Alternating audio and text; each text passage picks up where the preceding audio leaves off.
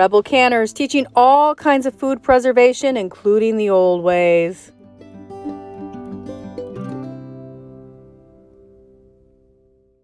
So we have one animal we keep on the homestead, not for its fur, not for food value directly, but because of its poop. And I love to keep one rabbit on my homestead. He's a male, and I keep him just around for his poop because that wonderful black gold is perfect for my garden.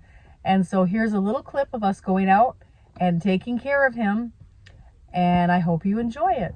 This is one of our chores on the homestead.